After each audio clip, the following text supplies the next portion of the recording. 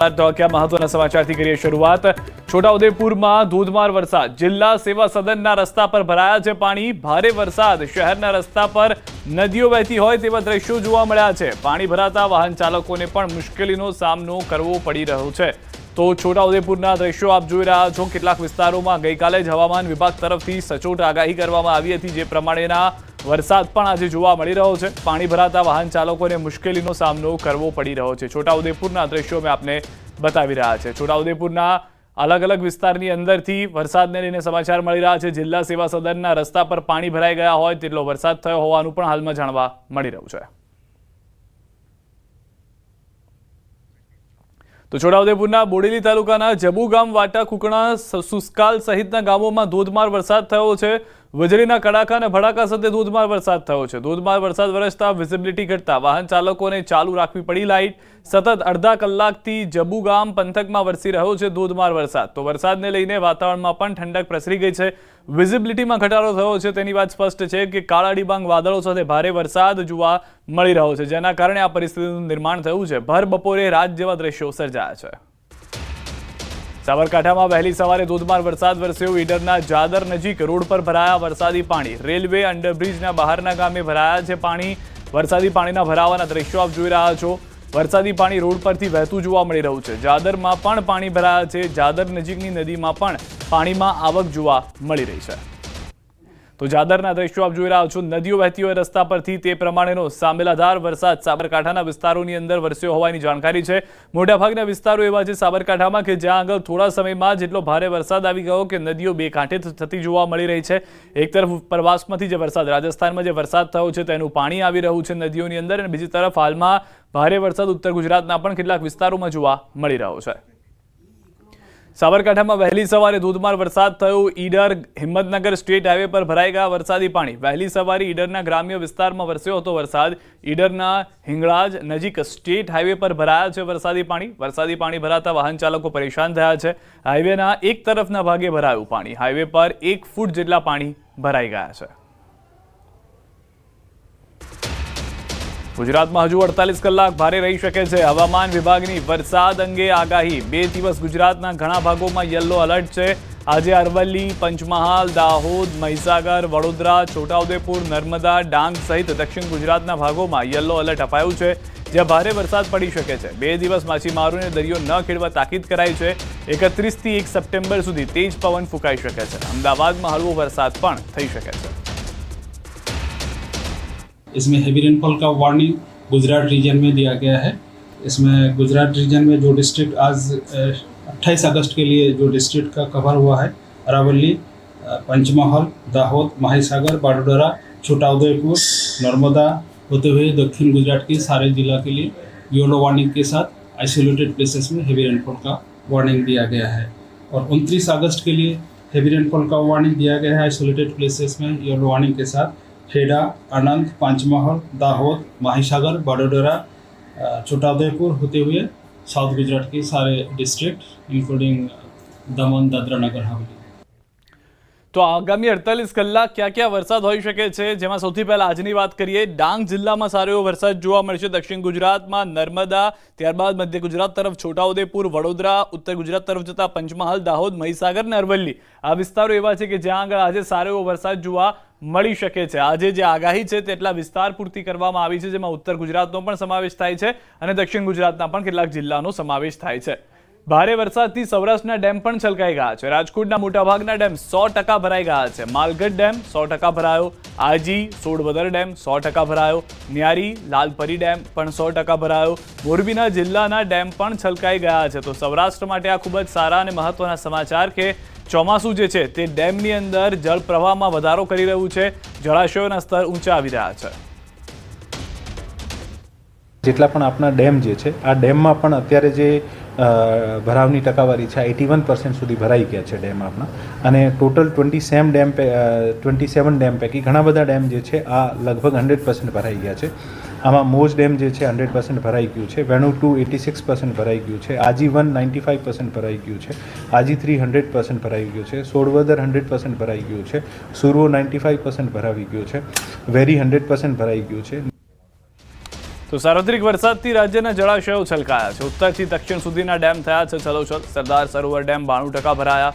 ઉકાઈ, ધરોઈ, દાંતીવાડા ડેમમાં વધ્યું છે જળસ્તર. હિંમતનગરનો હાથમતી ડેમ 100% ભરાઈ ગયો છે. રાજ્યમાં સાર્વત્રિક ધોધમાર અને ઉપરવાસમાં પાણીની ભારે આવકથી ઉત્તર ગુજરાતથી લઈને દક્ષિણ ગુજરાતના જળાશયો છલકાયા છે.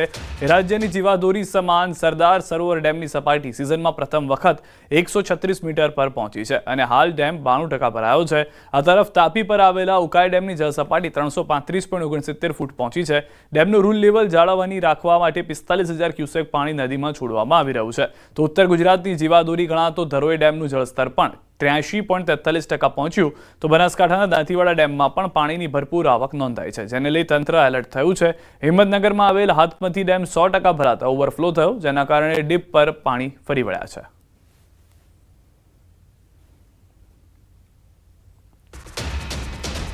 નર્મદા ડેમ 92% ભરાઈ ગયો છે. સિઝનમાં પહેલીવાર ડેમની સપાટી 136 મીટરને પાર ગઈ છે. હાલ ડેમની સપાટી 136.12 મીટરે પહોંચી છે.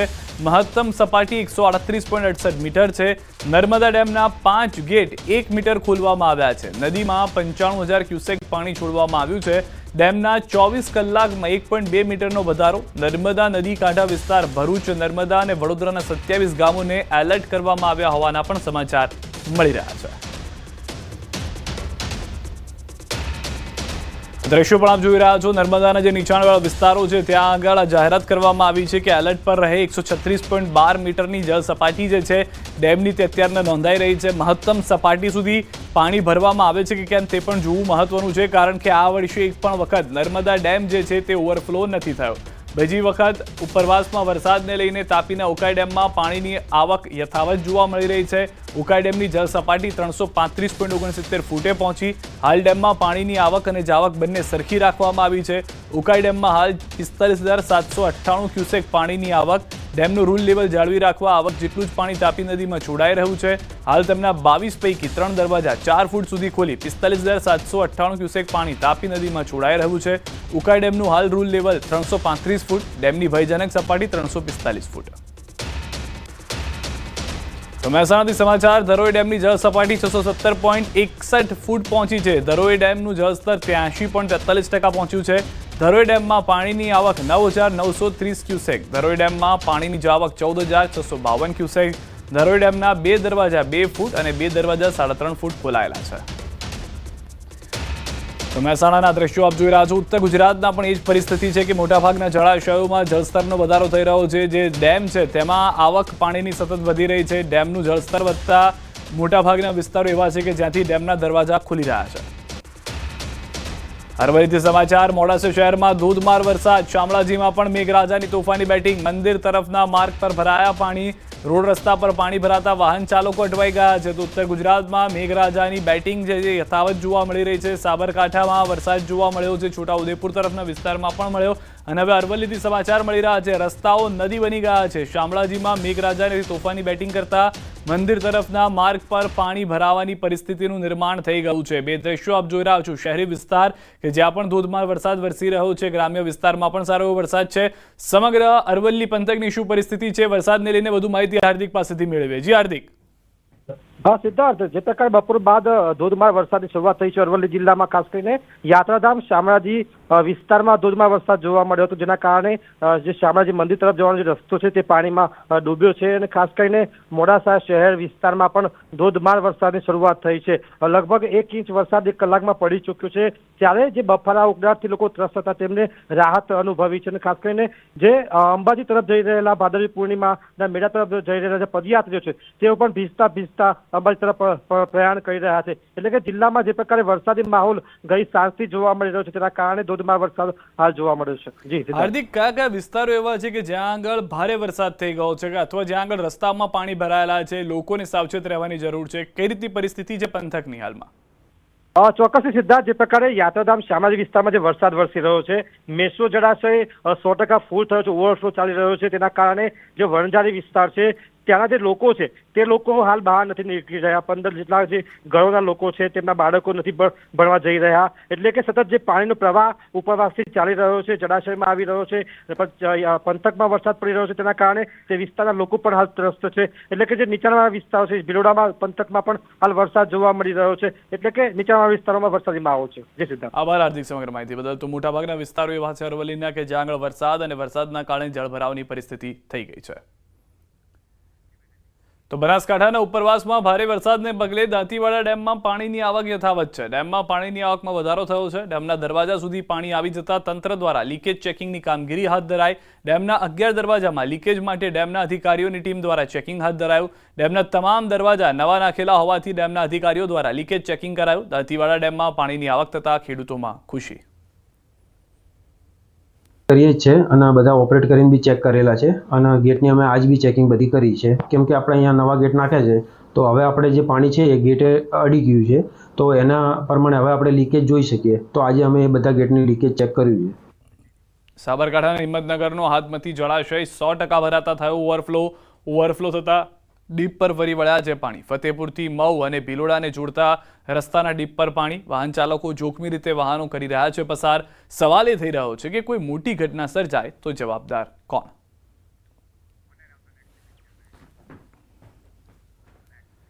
ખેડા જિલ્લામાં સાબરમતી નદીના પૂરના પાણીથી ભારે તારાજી સર્જાય છે. ખેડૂતોના મોંમાંથી કોળિયો છીનવાઈ ગયો છે. ભારે વરસાદ બાદ નદીમાં 2 લાખ ક્યુસેકથી વધુ પાણી છોડાતા ખેતરોમાં પાણી ભરાઈ ગયા છે. ખાસ કરીને રસિકપુરા ગામમાં ડાંગર, શાકભાજી અને ફૂલોના પાકને ભારે નુકસાન થયું. લાખોનું રોકાણ કરનાર ખેડૂતો હવે વળતર અને સહાયની રાહ જોઈ રહ્યા છે.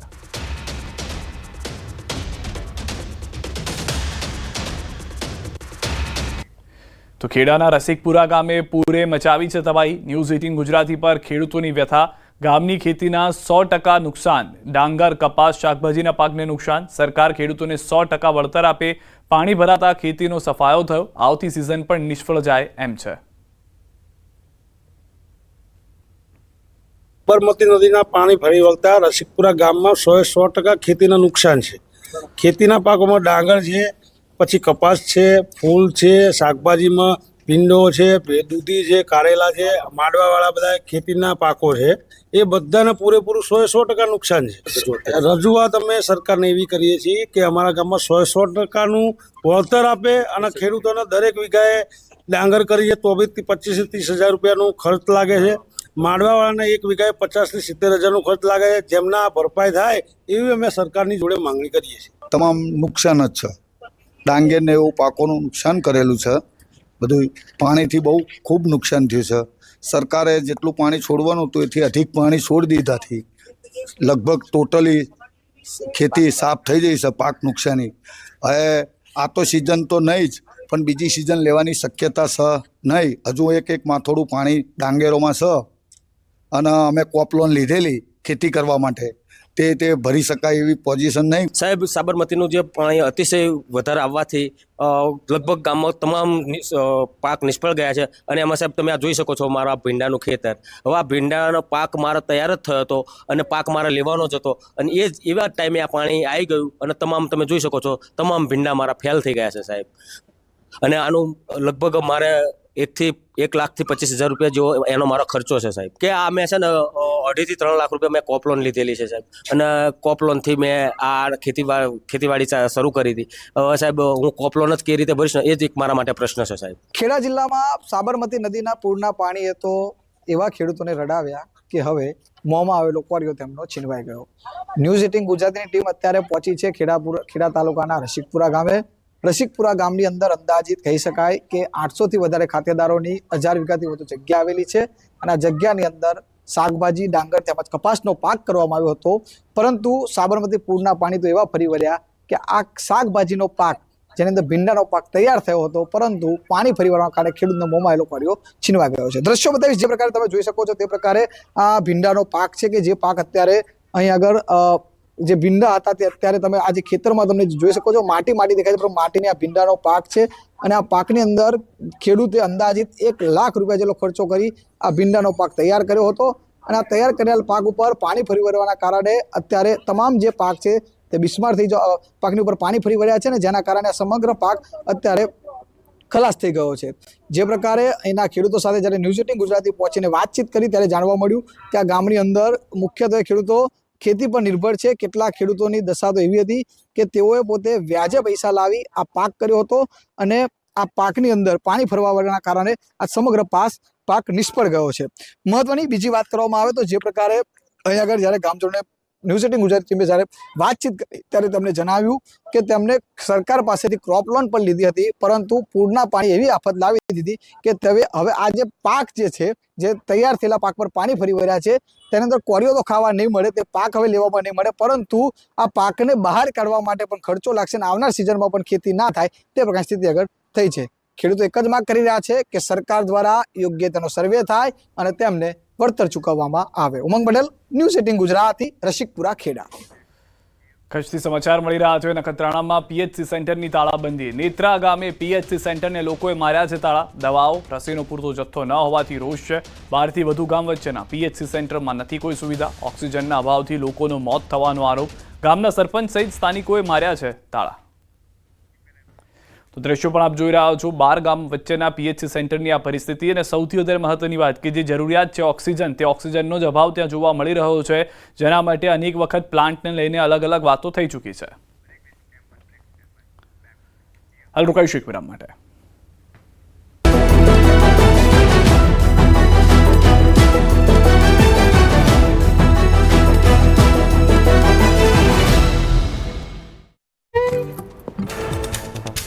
પંજાબના 7 જિલ્લામાં પૂરે મચાવી તબાહી. પઠાનકોટ, ગુરદાસપુર, ફિરોઝપુર, ફાઝિકલા અને હોશિયારપુર સહિતના વિસ્તારો પૂરગ્રસ્ત બન્યા. ગુરદાસપુરના ભરિયાલી ગામમાં સેના અને એનડીઆરએફની ટીમે 50થી વધુ લોકોનું કર્યું રેસ્ક્યુ.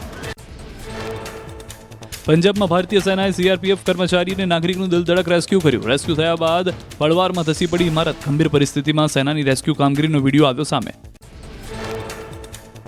પાકિસ્તાન સરહદ નજીક આવેલા પંજાબના ગામડાઓ પૂરગ્રસ્ત બનતા લોકોની સ્થિતિ કફોડી બની. પૂરથલાના અલીખુર્દ ગામમાં ડેમ તૂટવાથી 35 ગામોમાં પાણી ઘૂસ્યા. 40,000 હેક્ટર જમીન પરનો પાક પાણીમાં ડૂબી ગયો.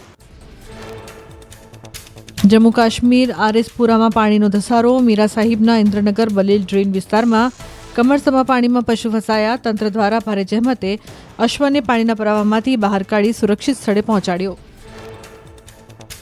હિમાચલ પ્રદેશમાં બિલાસપુર જિલ્લામાં 3 સેકન્ડમાં તૂટી પડ્યું ઘર. ચારે બાજુ ધૂળની ડમરી ઉડી. સ્વરઘાટમાં પંચાયત માંઝહેડમાં એક સ્લેટનું ઘર તૂટી પડ્યું. ઘર તૂટી પડવાનો એક નાનો વિડીયો પણ સામે આવ્યો. હિમાચલ પ્રદેશના ધર્મશાળામાં માર્ગ ધસી પડતા ટ્રક નીચે ખાબક્યો. ભારે વરસાદના કારણે પહાડ અને માર્ગ ધસવાની ઘટના વધી. માર્ગ પરથી ટ્રક નીચે પડતા હોવાના વિડીયો વાયરલ. હિમાચલ પ્રદેશમાં વ્યાસ નદીના જળસ્તરમાં વધારો થતા તંત્રની ચેતવણી. પંડોહા ડેમમાંથી કાદવ કાઢવાની કામગીરી મેનેજમેન્ટે સ્થગિત કરી. ડેમ અને નદીઓમાં પાણીની ભરપૂર આવક થવાથી નીચાણવાળા વિસ્તારોને એલર્ટ અપાયું. જમ્મુમાં ભારે વરસાદે તબાહી સર્જી છે. 4th બ્રિજની ડરામની તસવીરો આવી સામે. સતત વધતા પાણીના પ્રવાહને કારણે લોકોમાં ભયનો માહોલ. ટ્રાફિક વિભાગ દ્વારા લોકોને પુલ પાસેથી પસાર ન થવા કરાઈ રહ્યું છે એનાઉન્સમેન્ટ. જમ્મુ કાશ્મીરમાં ભારે વરસાદથી તબાહી. ઠેર ઠેર ભૂસ્ખલન અને પાણી ભરાવાને કારણે લોકોને હાલાકી. જમ્મુમાં તવી નદી પર આવેલો પુલ તૂટી પડતા પરિવહનને પહોંચી અસર. અખનૂરમાં ચિનાબ નદીના પાણીનું વધીને જોખમી સ્તર પર પહોંચ્યું. પાણી અને વહીવટી તંત્રે તાત્કાલિક એલર્ટ જારી કર્યું. લોકોને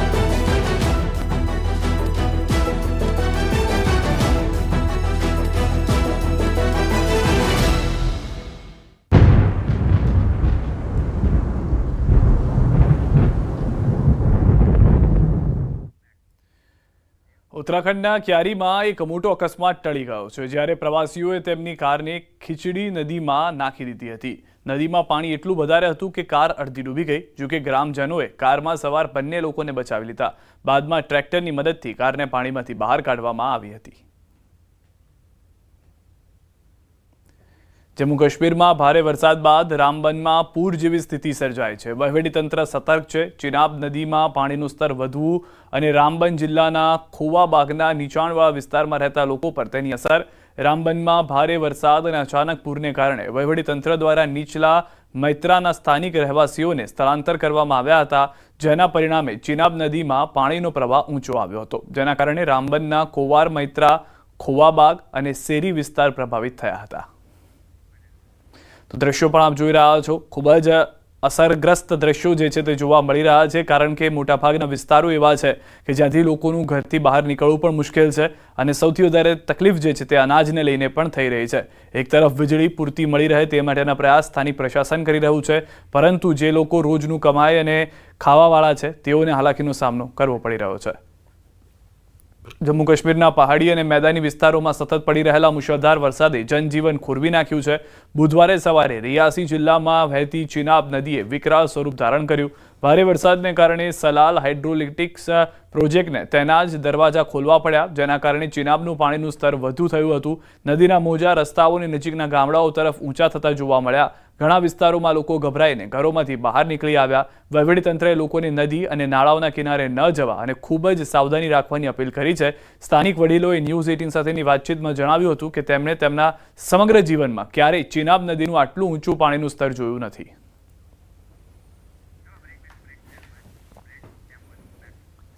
હાલ રોકાઈશું વિરામ માટે.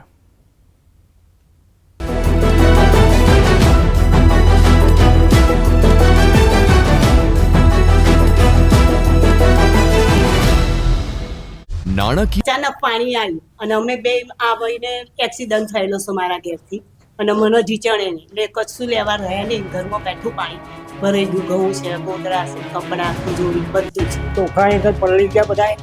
બાજરી અંદર નોર્મલ જેવું છે ને પીપળા આ ઊંધું જ પડી છે એટલે બધું ધોવાઈ છે. બાજરી, ચોખા, ઘઉં બધું પલળી ગયું. ગોદરા બોદરા બધું કશું બાકી નહીં રહ્યું. જ્યાં જ્યાં નજર કરો ત્યાં ત્યાં પાણી જ પાણી.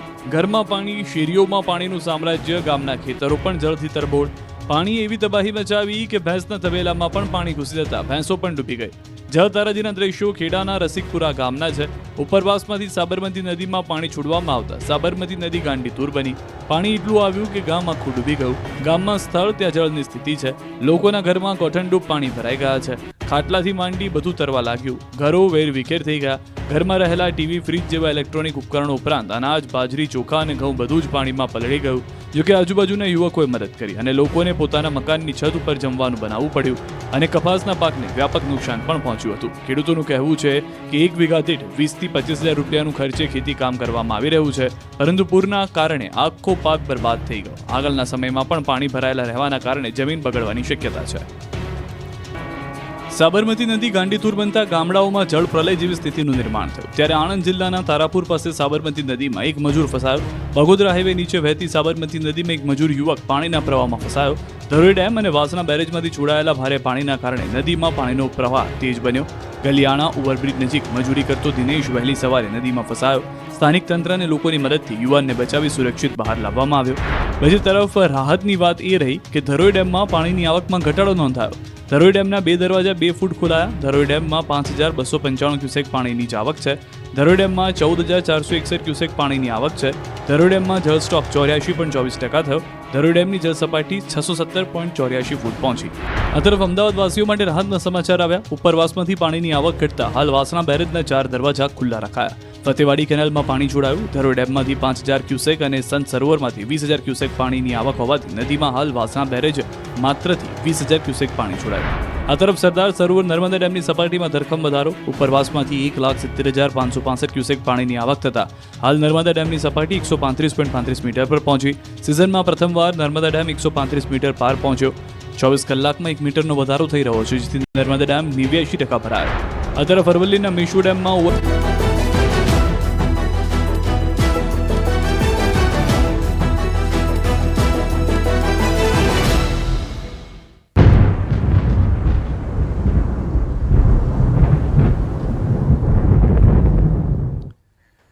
પંજાબ સિંચાઈ વિભાગના 60 કર્મચારીઓ રાવી નદીના જોરદાર પ્રવાહમાં ફસાઈ ગયા. ભારતીય સેના, વાયુસેના અને જમ્મુ કાશ્મીર પોલીસે તેમને બચાવ્યા અને એરલિફ્ટ કરીને બહાર કાઢ્યા. રાવી નદીમાં બેરેજનો દરવાજો ખોલવા આવેલા પંજાબ સિંચાઈ વિભાગના 60 કર્મચારીઓ બેરેજનો દરવાજો તૂટતા પાણીના પ્રવાહમાં ફસાઈ ગયા. ઘણી મહેનત બાદ જમ્મુ કાશ્મીર પોલીસ, ભારતીય વાયુસેના અને ભારતીય સેનાએ પાણીના પ્રવાહમાં ફસાયેલા કર્મચારીઓને સુરક્ષિત રીતે એરલિફ્ટ કર્યા.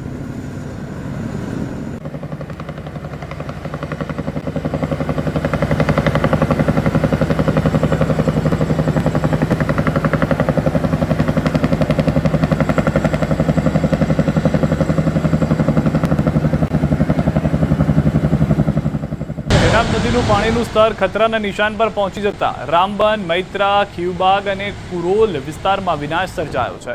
દ્રશ્યો આપ જોઈ રહ્યા છો. આટલું જળસ્તર સ્થાનિકોના કહેવા પ્રમાણે તેઓએ જીવનમાં ક્યારેય નથી જોયું.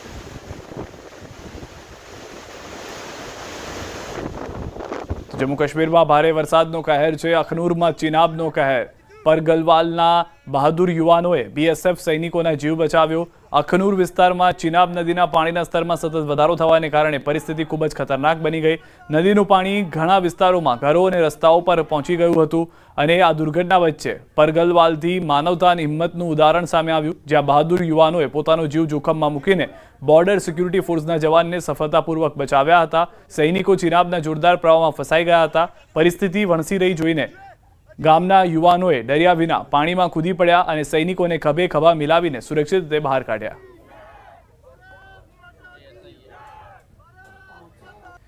તવી નદીની આસપાસ રહેતા લોકો બેઘર છે. વહીવટીતંત્ર ગાયબ થઈ ગયું છે. લોકો ભોજનની માંગણી કરી રહ્યા છે.